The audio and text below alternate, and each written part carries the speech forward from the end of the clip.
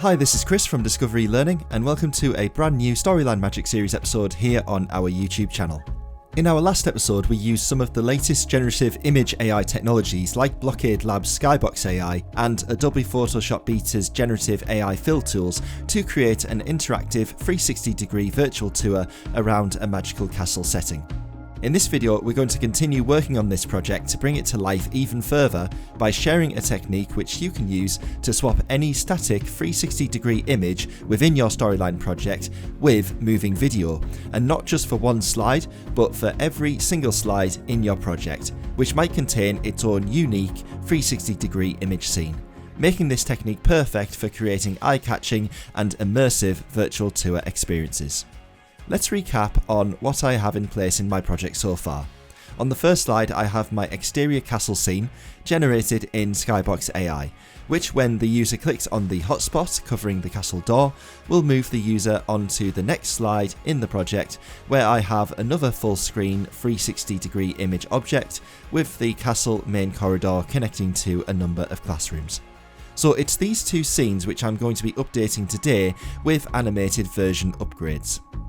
To do this, I've spent a bit of time building up each scene in Adobe After Effects, using some of the VR 360-degree camera tools, including the Create VR environment settings and the very handy VR Comp Editor.jsx script for quickly previewing spherical video with a controllable camera. We can cover each of these in more detail in a future tutorial video if it would be of interest, but the most important thing is that when it comes to rendering out each video as an animated sequence, that they must be flattened, like the original image that we imported into Storyline, that the video loops, and also that the choice of MP4 codec is compatible with as many modern mobile devices as possible. Check out our Storyline Magic Series episode 7 video, where I previously talked about this in more detail. So I have both of these images produced now as moving versions ready to bring into my project. To begin with, I'm going to recap on the technique that I shared in our episode 7 video for how to swap in a 360-degree video to replace the initial image that we have imported into Storyline.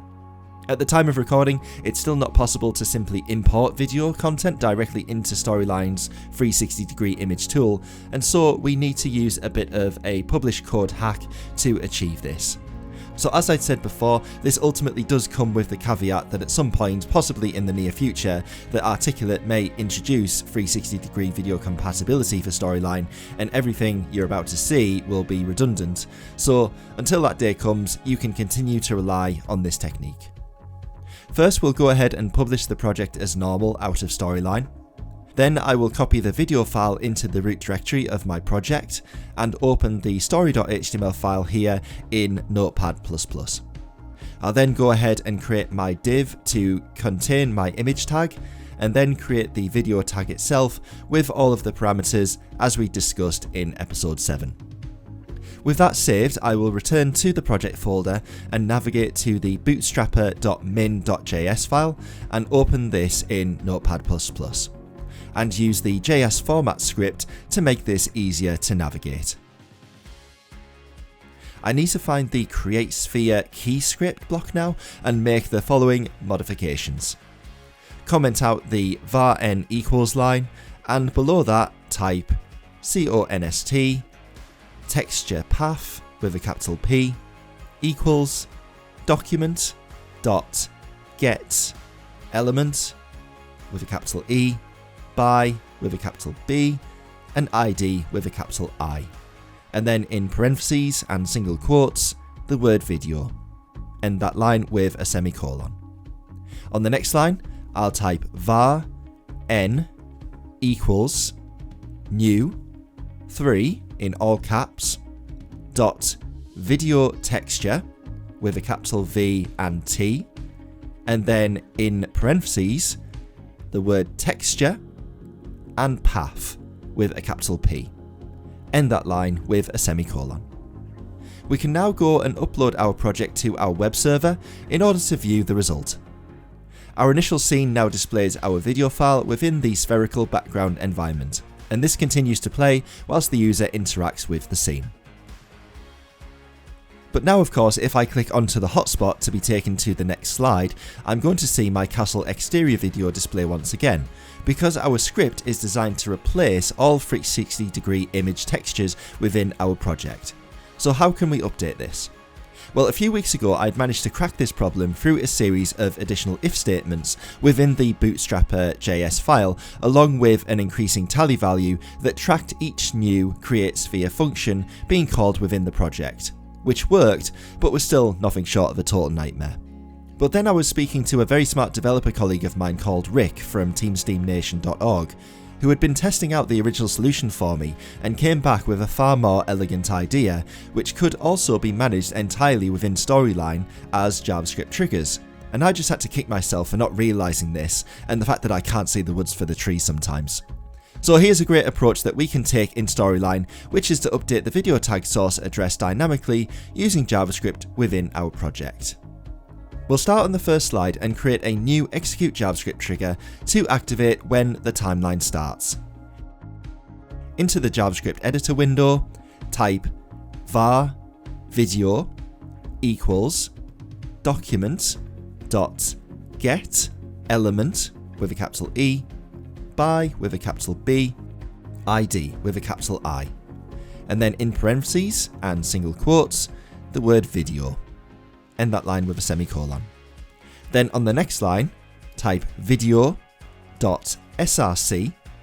equals, and then in quotation marks, we'll type .scene01.mp4 and a semicolon. Then on the next line, video.load, open close parentheses, semicolon, and the next line, video.play, open close parentheses, and a semicolon. We'll copy this trigger and navigate to the next slide in the project and paste this in here. Let's update the code to change the source file of the video to scene02.mp4. And that's it. So we must now publish our project once more and make the updates as we had previously to the story.html file and bootstrapper.min.js. Also make sure that both videos are added to the project root directory. Let's upload this folder to our web server now and see the final result.